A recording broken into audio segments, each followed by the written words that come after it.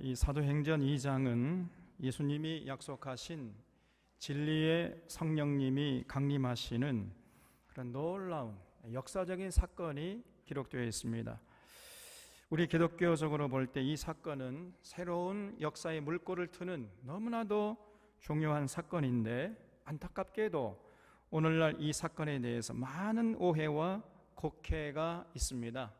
그래서 오늘날 한국교회 안에 이 사도행전 2장을 근거로 해서 잘못된 주장들이, 이 거짓된 주장들이 난무하고 있어요. 그래서 오늘 우리들은 이 본문 말씀을 정확하게 정밀하게 들여다보면서 올바로 이해하고 해석하고 적용하고 올바로 믿어야 하겠습니다. 1절을 보겠습니다. 오순절 날이 이미 이르매 그들이 다 같이 한 곳에 모였더니 그랬는데, 이 오순절은 6월절을 기준으로 해가지고 50일째 되는 날을 오순절이라고 그래요. 여러분 다 아시죠? 이스라엘 백성들이 애굽의 라함삿에서 출발해서 에담 광야, 수르 광야, 신 광야, 시내 광야 이렇게 거쳐가지고 드디어 시내산에 도착해서 그때까지 이제 45일이 걸렸거든요. 그런 다음에 이제 3일 정도 쉬고 하루 올라갔다가 모세가 이제 하나님에게 퇴짜 맞고 다시 내려와 다시 올라가서 50일째 되는 날 하나님과 언약을 체결한 그 날을 오순절이라고 그래요. 그 오순절이 이르렀을 때라고 했으니까 예수님이 승천하신 날로부터 따지자면은 약 7일 정도 지났을 때, 예수님이 승천하신 후 7일 정도 지났을 때 이제 오순절이 임한 겁니다. 예수님이 6월절 어린 양으로 십자가에 못 박힌 후에 사흘 만에 부활하셨잖아요. 그리고 부활하신 후에 40일 동안 이 땅에 계신 다음에 하늘로 승천하셨으니까 그런 다음에 이제 오순절을 임했으니까 예수님이 승천하신 날부터 따지면은 몇일 만이에요? 50 빼기 43 빼면 며칠입니까? 7이 나오지요? 그러니까 약 7일 정도 지났을 때 이제 오순절을 맞이했다는 겁니다. 그래서 그들이 다 같이 한 곳에 모인 거지요. 그러면 그때 거기에 모인 자들은 어떤 자들이고 과연 몇 명이나 모였겠습니까? 여기 많은 오해가 있어요.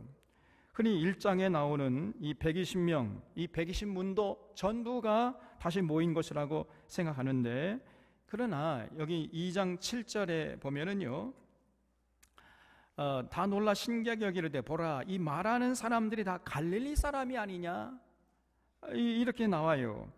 그러니까 그걸 볼 때에 120명이 모인 것이 아니라 예수님의 제자들 12명 정도가 모인 것으로 보는 것이 합당한 것입니다. 그리고 다 같이 한 곳에 모였다고 했는데 그 장소는 예루살렘에 있는 마가의 다락방이었어요. 그리고 또 우리가 흔히 잘못 생각하는 것이, 고정적으로 생각하는 것이 있어요. 그게 뭐냐면 이들이 모여가지고 열심히 뜨겁게 기도하고 있다가 성령 강림을 체험했다, 이렇게 생각하는데, 오늘 여기 이 2장 1절 이 구절에는요 그러한 정보가 하나도 들어있지 않습니다. 한국교회 많은 교인들이 생각하는 것처럼 뜨겁게 기도하고 있는 상태에서 성령께서 강림하시는 것으로 이렇게 생각할 만한 근거가 여기 전혀 없어요. 그러니까 이 12제자가 모여가지고 기도했을 수도 있겠지요. 기도했을 수도 있고, 또 그렇지 않고 그냥 그들이 모여서 이런저런 이제 얘기를 하고 있을 때 성령님이 임하셨을 수도 있는 것입니다.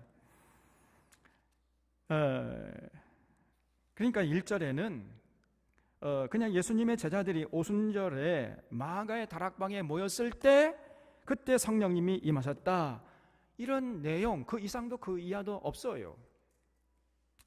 2절 말씀 보겠습니다. 호련히 하늘로부터 급하고 강한 바람 같은 소리가 있어 그들이 앉은 온 집에 가득하며 마치 불의 혀처럼 갈라지는 것들이 그들에게 보여 각 사람 위에 하나씩 임하여 있더니 그랬죠. 지금 성령님이 강림하시는 모습을 묘사하고 있는데 마치 태풍이 불어오는 것처럼 강한 바람 같은 소리, 그러니까 그런 소리가 들렸다는 거죠. 그리고 조금 후에 마치 불의 혀처럼, 뭔가 불의 혀는 아니에요. 불의 혀처럼 이러니까 뭔가 이렇게 불의 혀처럼 이렇게 갈라지는 것이 보이더니 그것이 각 사람의 머리 위에 하나씩 하나씩 임했다는 거죠. 예수님의 제자들 12명에게 참 신비한 현상이 일어난 거죠.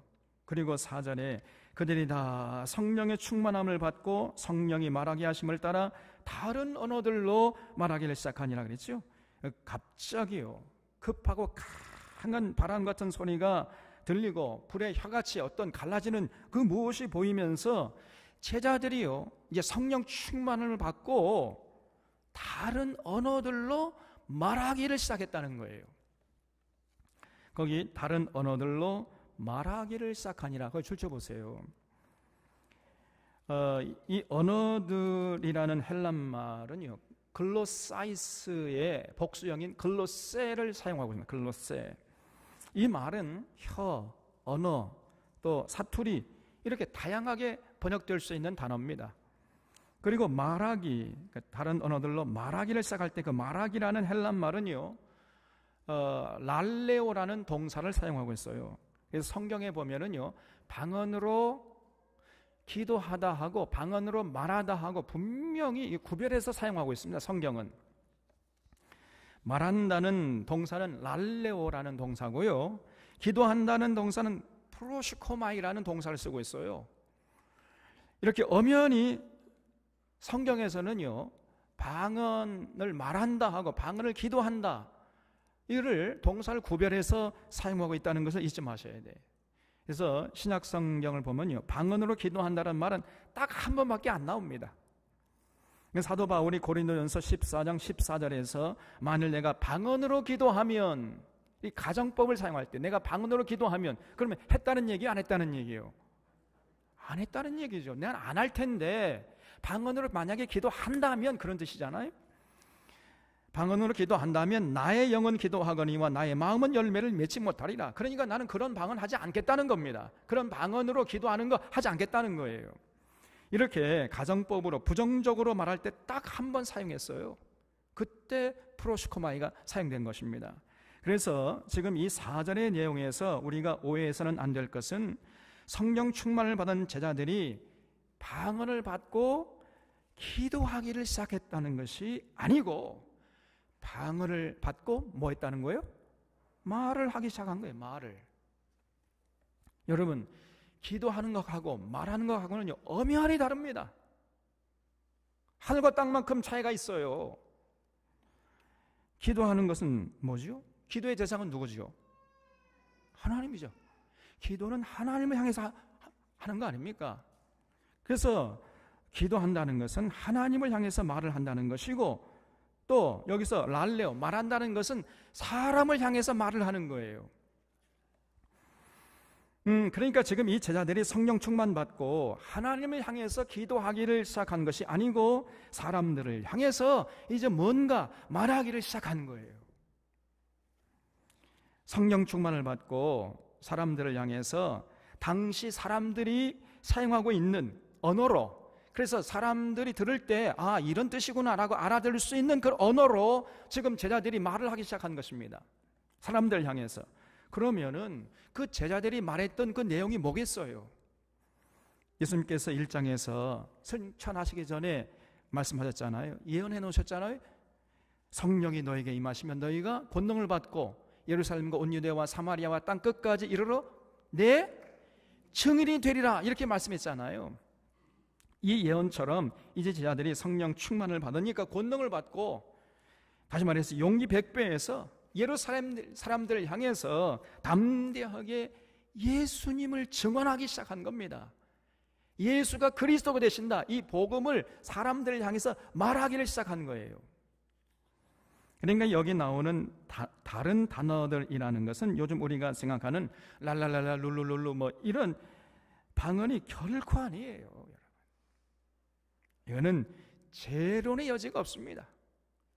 그래서 이 원래 그 전에 번역본은 다른 방언으로 기도하기를 시작하냐 이렇게 번역을 해놨다가 지금 우리 개정개혁판에는 다른 언어들로 말하기 시작. 이렇게 개정을 해놨어요. 그래서 이 다른 언어들이라는 것은요, 문법이 있고 뜻이 통하는 지방말 혹은 외국어를 말하는 것입니다. 그래서 지금 이 구절은 성령 충만해진 제자들이 방언을 받고 이들이 전혀 배우지도 않은, 그리고 평소에는 사용하지도 않던 이런 어떤 외국어를 갑자기 사용하면서 사람들 향해서 예수 그리스도를 증언하기를 시작했다는 거예요. 이것이 정확한 이해요, 정확한 해석이에요. 5절에 보면 그때에 경건한 유대인들이 천하 각국으로부터 와서 예루살렘에 머물러 있더니 그랬죠. 그래서 이 유월절은요, 유대 명절은 큰 명절입니다. 그래서 유월절을 지키기 위해서 천하 각국에 흩어져 살던 유대인들, 우리가 이런 사람들 한마디로 디아스포라 유대인이라고 그래요. 디아스포라 유대인, 유대인이면서 유대, 이 팔레스타인 땅에 살지 못하고 전 세계에 흩어져서 살고 있는 유대 사람들, 이걸 디아스포라 유대인이라고 하는데, 이런 유대인들이 이제 유월절만 되면요, 예루살렘으로 몰려드는 거예요. 그리고 먼 곳에서부터 왔기 때문에 유월절만 달랑 지키고 가는 것이 아니라 그때부터 50일째 되는 오순절까지 지키고 하는 이런 사람들이 참 많았던 거예요. 그렇잖아요. 한번 그 먼 곳에서 천하 각국에서 왔는데 딸랑 오순절만 지키고 가기 너무 아쉽잖아요. 그래서 오순절 전에 좀 며칠 전에 와가지고 오순절 지키고, 그 다음에 그때부터 이제 50일째 되는 오순절까지 지키면서 이것저것 뭐 하고 또 사업도 하고 만나고 싶었던 사람들도 만나고 그러면서 이제 보내다가 돌아가는 것입니다. 그래서 그 오순절 때까지 예루살렘에 사람들이 많이 머물러 있었다는 거예요. 그래서 그 6절에 그런 사람들이 이 소리가 나매 큰 무리가 모여 각각 자기의 방언으로 제자들이 말하는 것을 듣고 소동하여 다 놀라 신기하게 여기 이르되 보라, 이 말하는 사람들이 다 갈릴리 사람이 아니냐 그랬어요. 그러니까 이 제자들이 성령 충만해서 천하 각국에서 몰려온 사람들에게 예수 그리스도를 증언했다는 것입니다. 예를 들어서 베드로는 영어로 말을 하고, 야고보는 중국어로 말을 하고, 요한은 러시아 말로 이렇게 각각 그 말을 하니까 그 모습을 보면서 사람들이요 다 신기했다는 거예요. 그러면서 보라, 이 말하는 사람들이 다 갈릴리 사람들이 아니냐 그랬지요. 그러니까 이 갈릴리 사람들이라는 말에는 약간 비하하고 조롱하는 뉘앙스가 담겨 있는 거예요. 여러분, 예나 지금이나 갈릴리는요 변방에, 지금도 갈릴리 가보면요 깡촌입니다. 깡촌. 우리 광양은 거기에 보면 대도시예요. 대도시 살고 있는 겁니다. 우리가 그 정도로 이 갈릴리는요 변방 중에 변방이에요. 깡촌이에요. 그러니까 쉽게 말하면 저 사람들은 갈릴리 촌놈들이 아니냐. 아니 갈릴리 촌놈들이 저렇게 유창하게 말이죠, 자기들이 사용하고 있는 언어로 말을 하니까 굉장히 신기하게 생각했던 거예요. 그러면서 깜짝 놀랐던 것입니다. 8절에 우리 각 사람이 난곳 방언으로 듣게 되는 것이 어찌 됨이냐 그랬어요. 거기 난곳 방언에 한번 줄 쳐보세요. 이 제자들이 성령 충만 받고 사람들을 향해서 예수님을 증거하니까 그 소리를 듣고 천하 각국에서 온 사람들이 다 알아들었다는 거예요. 그래서 저들이 우리가 태어나서 사용하고 있는 언어로 다 말을 하네? 그러면서 깜짝 놀라기도 하고 신기하기도 이렇게 하면서 이 사람들이 갈릴리 사람들 촌놈으로 여겼는데 말이에요. 갈릴리 촌놈들이 말이야 대단한 일을 하는구나 이렇게 생각했다는 거지요. 그래서 여기까지 정리를 하면은 오순절 마가의 다락방에 성령님이 강림하신 결과로 나타난 방언은 오늘 한국교회 교인들이 하는 아무도 모르고 뜻도 통하지 않는 말을 하나님을 향해서 쉴 새 없이 부어대는 그런 방언이 아닙니다. 여러분, 사람을 향해서, 그래서 사람들이 알아들을 수 있는 말을 하는 방언이었던 거예요. 그래서 예루살렘에 순례하러 천하 각국에서 몰려온 사람들이 전부 각자 자기들이 태어난 곳에서 사용하는 언어로 알아들을 수 있도록 그런 방언을 한 겁니다. 여러분, 하늘의 언어가 아니라 땅에서 사용하고 있는 언어로 말을 한 거예요. 그러면 그때 제자들이 했던 방언을 들은 그 사람들이 어디서 온 사람이냐 9절 이하에 소개하고 있지요.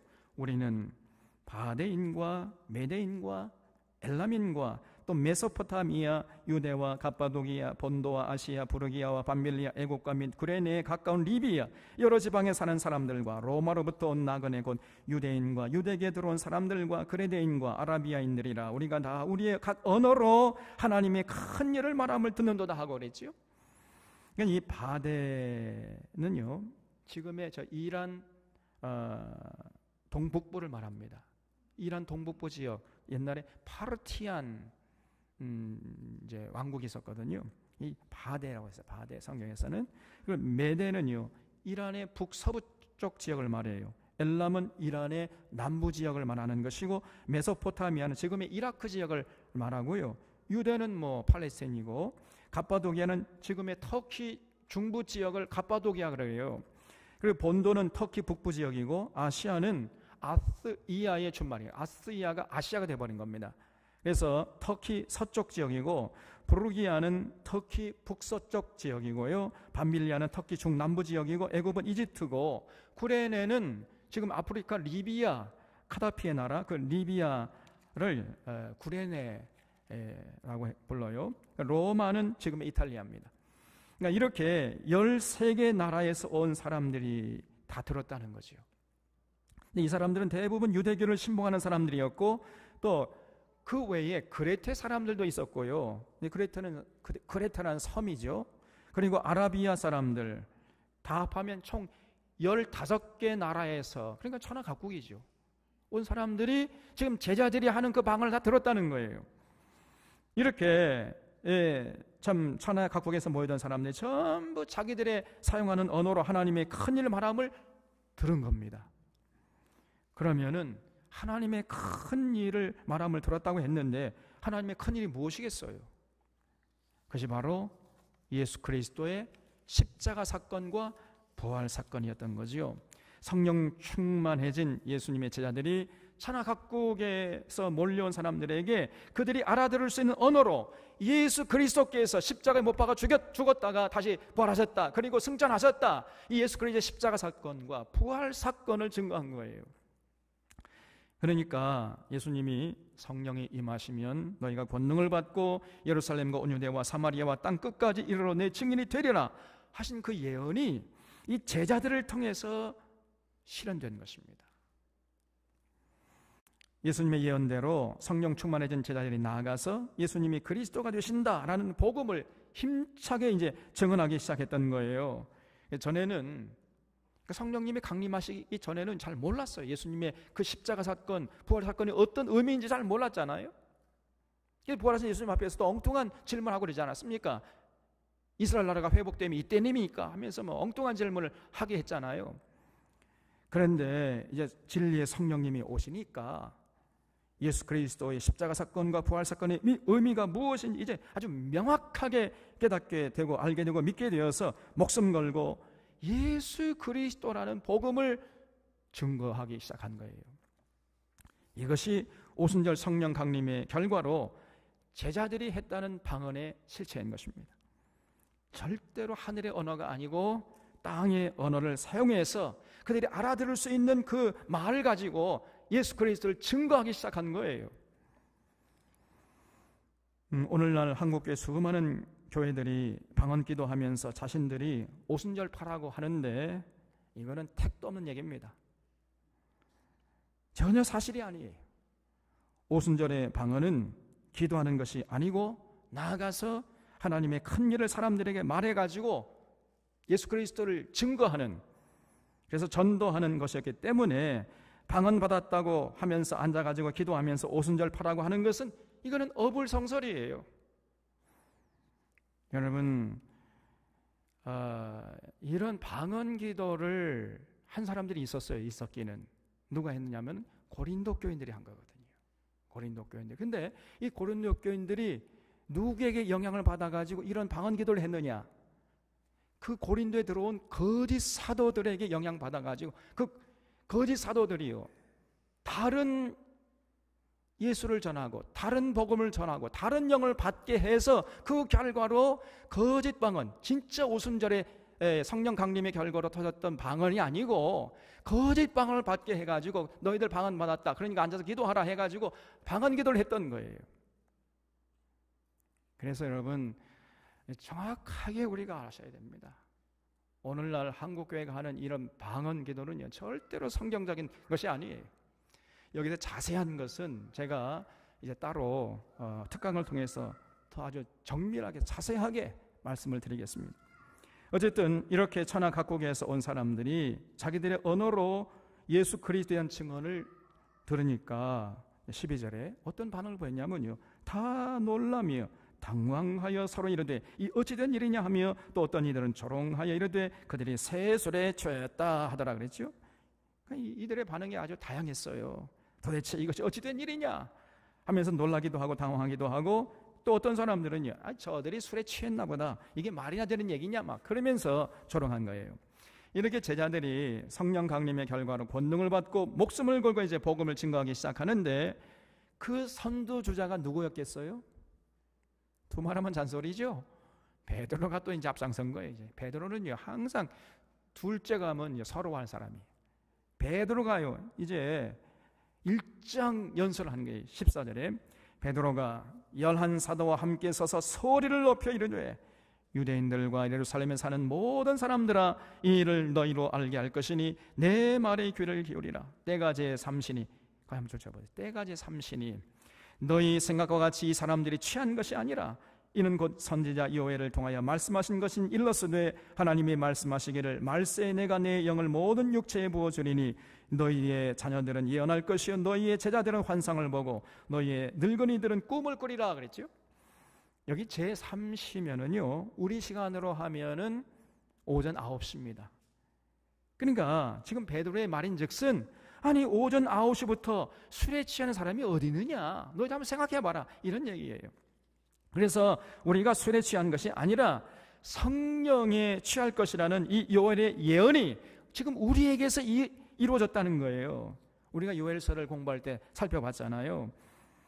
지금 베드로가 요엘서 2장 28절부터 32절까지를 인용하고 있는 것입니다. 그 후에 내가 내 영을 만민에게 부어주리니 너희 자녀들이 장래일을 말할 것이며 너희 늙은이는 꿈을 꾸며 너희 젊은이는 이상을 볼 것이며, 이렇게 요엘서 2장 28절 이하에 보면 쭉 예언되어 있어요.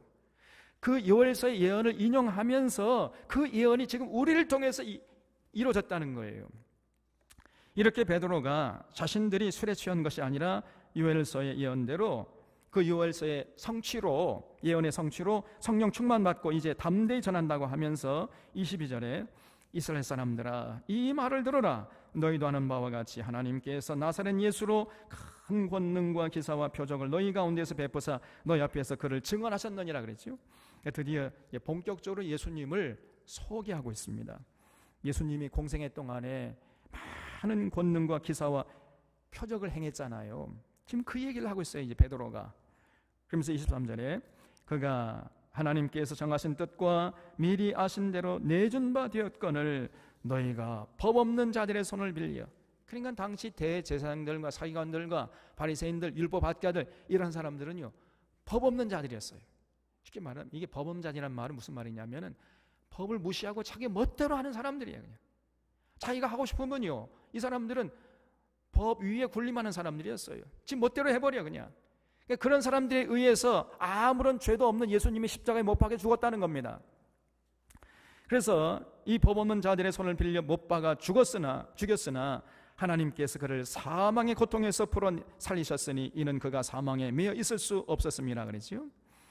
그래서 예수님이 대제사장들과 사기관들이라는 이런 아주 무지막지한 이런 사람들에 의해서 아무런 죄도 없음에도 불구하고 억울하게 십자가에 못 박혀 돌아가셨지만은 하나님이 그 예수님을 다시 살려줬다는 거예요. 그러면서 시편 16편의 다윗의 시를 인용하고 있습니다. 25절 이하부터 이제 다윗의 시편을 인용하고 있는 거지요. 다윗이 그를 가리켜 이르되 내가 항상 내 앞에 계신 줄을 배웠으며 나로 요동하지 않게 하기 위하여 그가 내 우편에 계시도다. 그러므로 내 마음이 기뻐하였고 내 혀도 즐거워하였으며 육체도 희망에 거하리니. 이는 내 영혼을 음부에 버리지 아니하시며 주의 거룩한 자로 썩음을 당하지 않게 하실 것이미로다. 주께서 생명의 길을 내게 보이셨으니 주 앞에서 내게 기쁨이 충만하게 하리로다 하였으므로, 여기까지가 지금 다윗의 시편을 인용하고 있는 거지요. 그리고 이제 29절부터는 그 다윗의 시편을 지금 베드로가 해석하고 있는 내용이에요. 여기서 중요한 부분은 여기 내 영혼을 음부에 버리지 아니하시며 주의 거룩한 자로 썩음을 당하지 않게 하실 것이다, 이 구절인데, 과연 이 구절이 다윗 자신을 의미하는 것이냐 아니면 그리스도를 의미하는 것이냐, 이것이 알쏭달쏭해요. 그런데 지금 베드로는 29절 이하에서 지금 다윗이 썼던 이 시편 내용은 다윗 자신을 말하는 것이 아니라 그리스도를 말하는 것이다, 이런 식으로 생각하고 받아들이고 해석해야 한다, 이렇게 주장하고 있는 거예요. 29절 이하에서.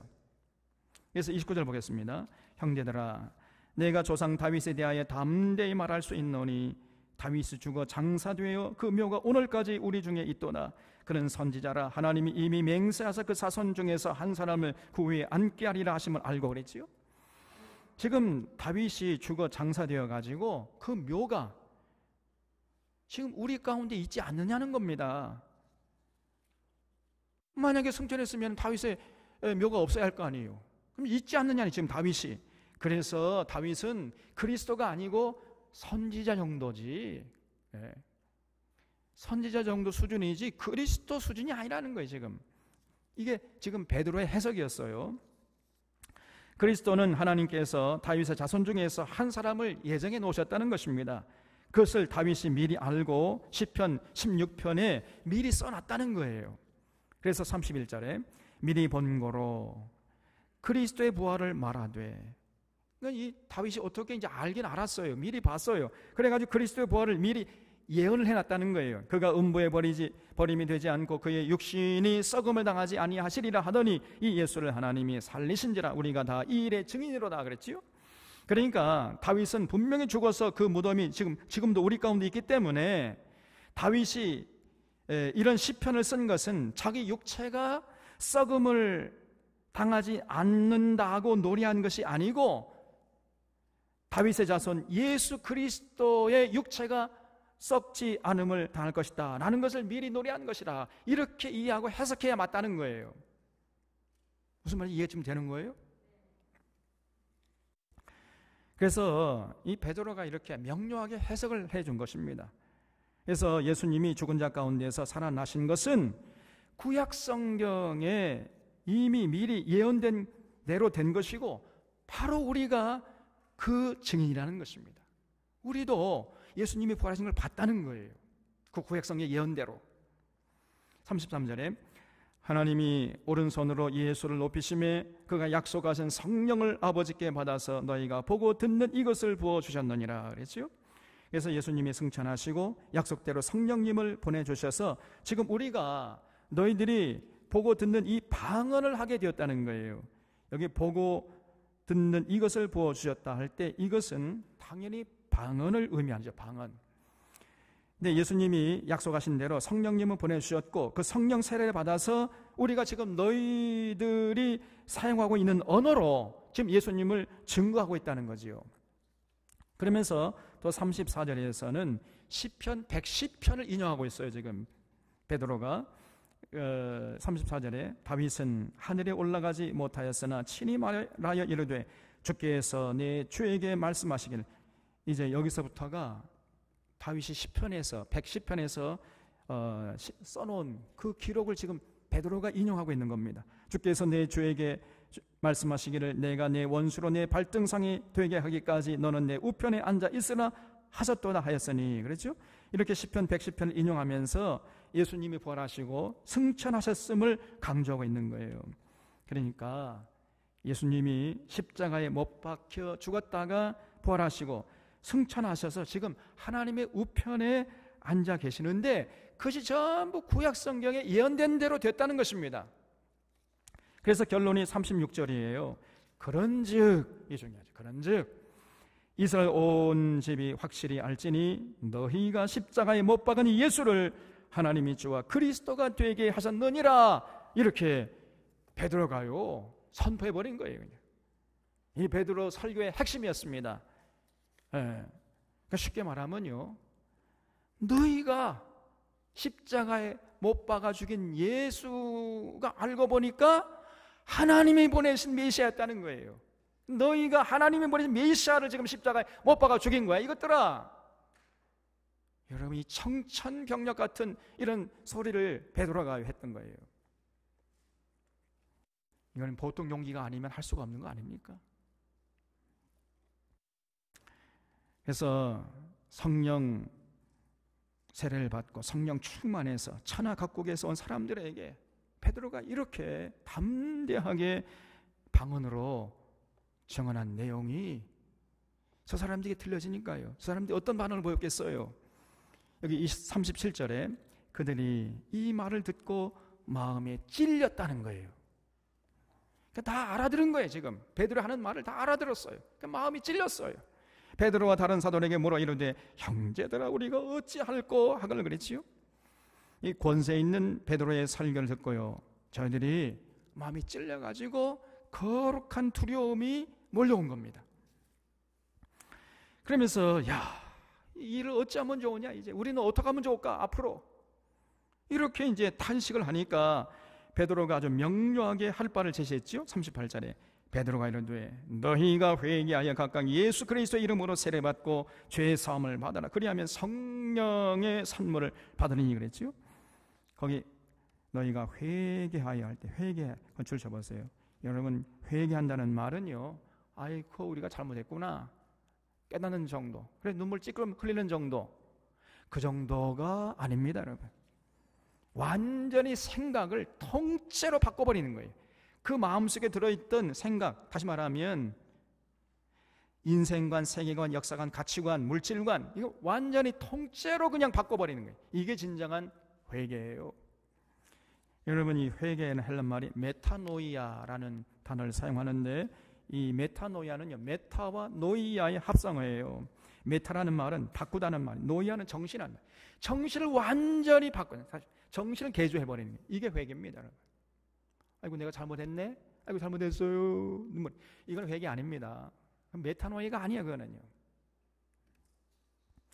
어떤 결정적인 터닝 포인트가 있어가지고 완전히 생각을 바꾸니까 딴 사람이 되어버리는 거예요. 가치관, 인생관, 세계관, 역사관, 가치관 다 바꾸는 겁니다. 이것이 진짜 회개예요.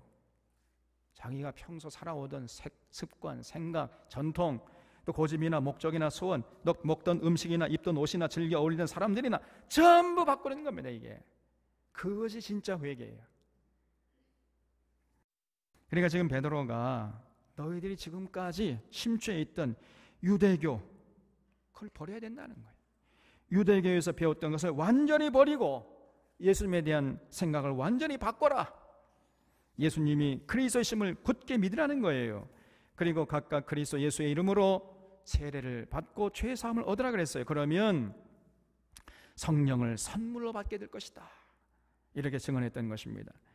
그러니까 지금까지 살아오던 유대교 중심적인 생각들, 가치관들, 역사관, 물질관, 세계관 다 내려놓고 예수님의 이름으로 세례를 받고 죄 사함을 얻게 되면, 그러면 이제 너희들에게 새로운 영이 들어오셔가지고 새로운 인생관, 역사관, 가치관, 물질관을 갖게 해가지고 새로운 삶을 살 수 있도록 도와주신다는 거예요. 이게 베드로의 설교였던 거예요.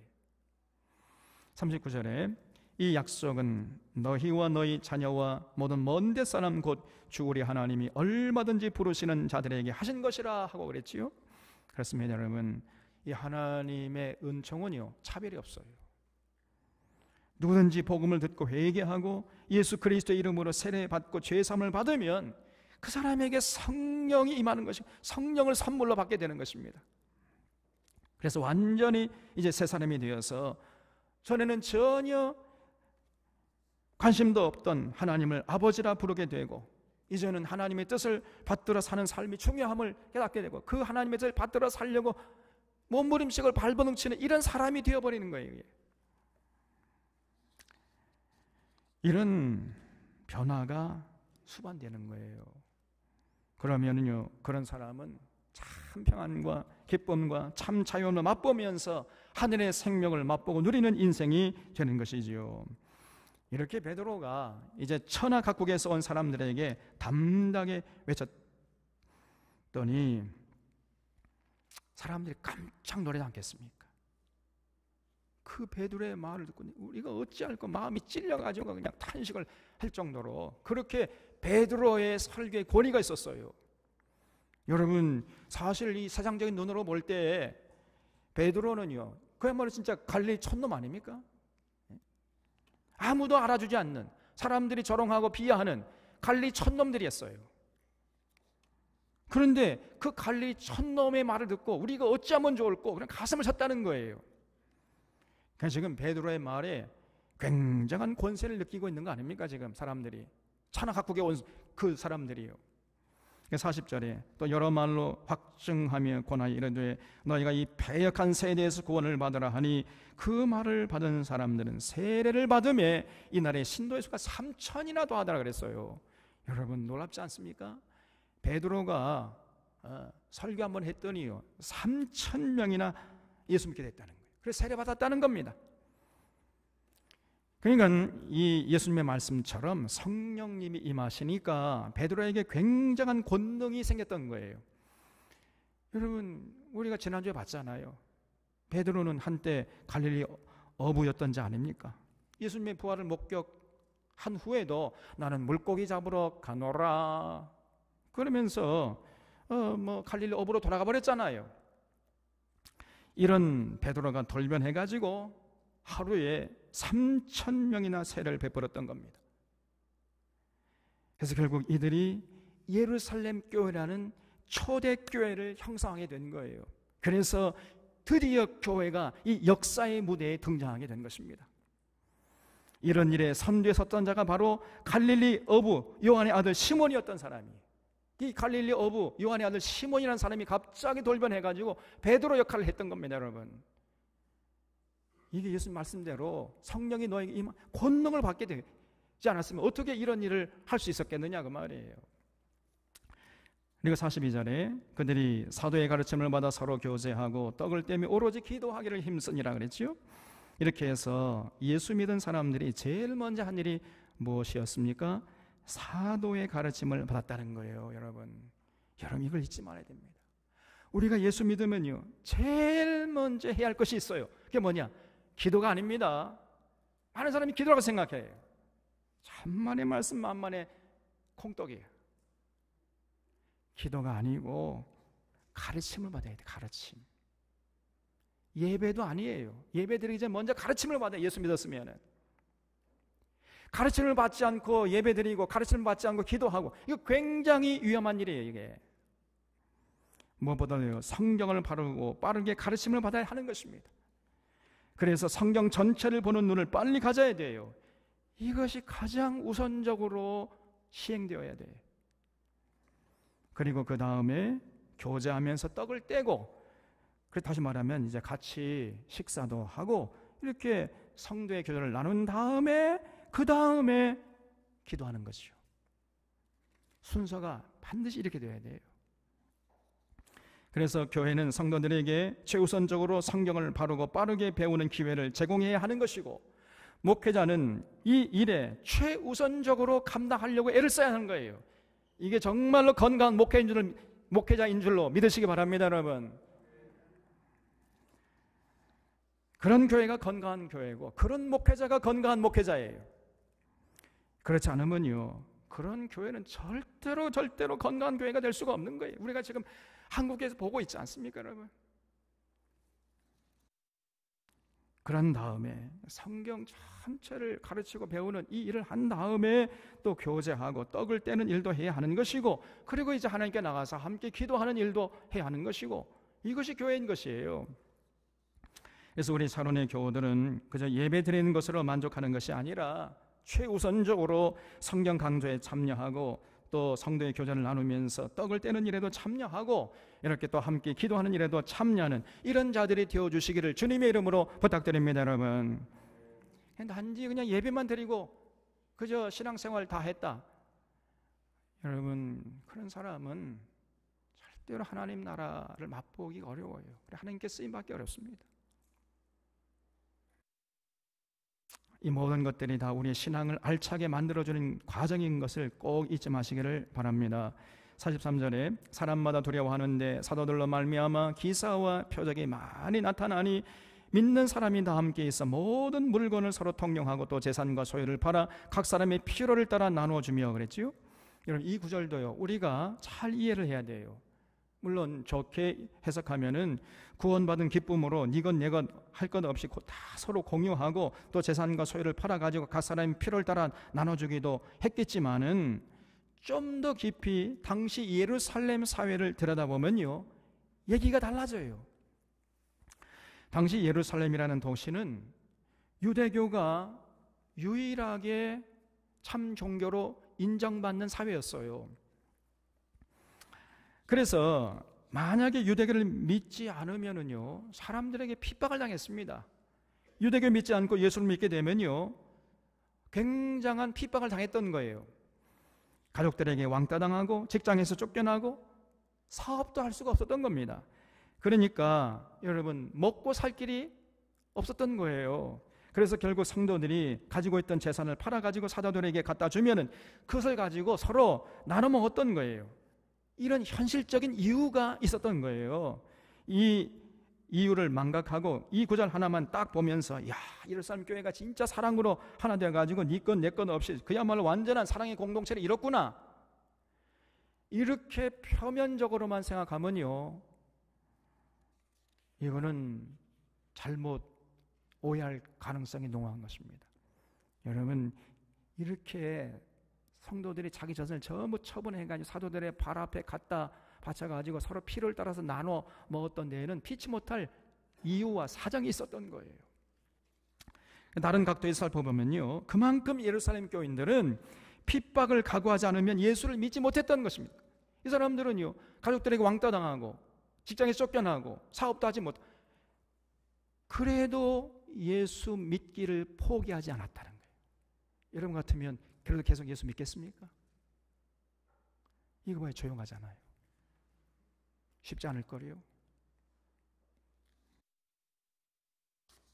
오늘날 만약에 초대교인들처럼 예수 믿기 위해서 믿는다는 이유로 그렇게 핍박을 당한다면요 오늘 한국교회 안에 과연 몇 명이나 예수 믿을까 심히 우려되는 겁니다. 그래도 이 초대교회 교인들이 예수 믿었어요. 모든 걸 희생하고 목숨을 걸고 믿은 거죠. 그래서 이 사람들이 46절에 날마다 마음을 같이하여 성전에 모이기를 힘쓰고 집에서 떡을 떼며 기쁨과 순전한 마음으로 음식을 먹고 그랬죠. 목숨 걸고 성전에 모이기를 힘썼던 것입니다. 여러분 교회 구성원들은요 반드시 마음을 같이하여 성전에 모이는 시간을 가져야 돼요. 매주일 성전에 모여 예배할 수 없는 그런 형편이 되지 못하는 이런 사람이라 할지라도 기회가 되는 대로 2주에 한 번씩이나 아니면은 한 달에 한 번씩이라도 아니면 2달에 한 번씩이라도 반드시 온라인이 아니라 오프라인에서 함께 모여 하나님께 예배드리고 성도의 교제를 나누면서 떡을 떼고 함께 기도하는 시간을 반드시 가져야 돼요. 여러분 우리가 코로나 바이러스에 의해서 그렇게 그동안 하지 못했잖아요. 제가 전에 벌써 잊어버렸어요. 찬양대에 가가지고 기도하고 함께 한 15분 전에 들어와야 되는데 제가 예배 5분 전에 해도 뭘 해야 할지 몰라 잊어버려가지고 우리가 오랫동안 함께 모여서 예배 드리지 못했기 때문에 제가 벌써 까맣게 잊어버렸단 말이에요. 그 정도로 우리가 오랫동안 예배당에 모이지 못했습니다. 그래서 여러분 그동안 얼마나 불편했습니까? 그런데 돌아보면 오히려 이번 교회가 그동안 우리가 이렇게 함께 모여서 예배 드릴 수 있다는 것이 얼마나 소중한 것이었는지를 깨닫게 된 거 아닙니까? 그러니까 한편으로 또 감사해요. 또 어떻든 마음을 같이 해서 모이기를 힘쓰는 것이 너무나 중요한 것입니다. 그래서 히브리서 기자는 히브리서 10장 25절에서 모이기를 피하는 어떤 사람들의 습관과 같이 하지 말고 오직 권하여 그날이 가까우면 볼수록 더욱 그리하자 이렇게 권고하고 있는 거예요. 여러분 이 성령 하나님은 함께 모이는 것을 기뻐하시는 것입니다. 그래서 성전에 함께 모여서 예배하고 성경을 가르치고 배우고 또 성도의 교제를 나누면서 함께 떡을 떼고 기도하는 이러한 시간들이 우리에게는요 참된 신앙을 소유하고 누리고 유지하기 위해서 반드시 필요한 거예요. 이런 것들 우리에게 생명같이 규정한 것입니다. 47절에 하나님을 찬미하며 또 온 백성에게 칭송을 받으니 주께서 구원받는 사람을 날마다 더하게 하시니라 그랬죠. 그래서 여러분, 결론이 뭡니까? 온 세상 사람들에게, 믿지 않는 온 백성들에게 칭송받아야 됩니다. 예수님의 말씀대로 너희의 착한 행실로 저희가 하늘에 계신 하나님께 영광을 돌리게 하라 그랬지요. 여러분, 그런 역사가 일어나도록 우리 믿는 자들이 세상에 나가서 그렇게 착하게 거룩하게 살아서 구별되게 살아서 주변 사람들에게 칭송을 받아야 돼요. 그래서 세상에 빛과 소금으로 드러나게 돼야 되는 것입니다. 이것이 정상이에요. 성령 공동체는요, 반드시 그렇게 되게 되어 있는 것입니다. 진실로 성령 공동체가 되면요, 그래서 진리의 성령으로 충만해가지고 예수님 사랑하고 예수님 주목하고 예수님의 가르침을 따라 순종하게 되면은 하늘의 생명을 맛보고 누리게 되는 것이고, 그리고 영생을 맛보면서 누리면서 살게 되는 겁니다. 그러니 자연스럽게 세상에 나가서 빛과 소금의 역할을 감당할 수 있는 것이고, 그러니까 세상 사람들에게 존경과 부러움의 대상이 되는 거예요. 이게 전부 연결되어 있는 것입니다. 이게 진실로 성령의 역사요, 건강한 성령 공동체인 교회의 모습인 것입니다. 여러분, 지금부터 2000년 전에 마가의 다락방에서 성령님이 강림하시고 그 결과로 예수님의 제자들에게 방언이 터져서 천하 각국에서 몰려온 사람들에게 권세 있게 예수 그리스도의 복음을 전했던 거예요. 이런 놀라운 역사가 이제 시간의 물줄기를 따라서 21세기를 살아가는 우리들에게까지 흘러와 가지고 우리가 성령을 선물로 받고 예수님을 그리스도로 믿게 된 것입니다. 우리 사랑하는 서론의 교우들은 이 놀라운 하나님의 은혜를 잊지 말고 더 예수님 사랑하고 그의 가르침을 따라서 살면서 세상의 빛과 소금으로 칭송받고, 그래서 구원받는 사람을 날마다 더하게 하는 이런 주인공으로 끝까지 승리할 수 있기를 바랍니다. 하겠습니다. 고마우신 하나님 아버지, 오늘은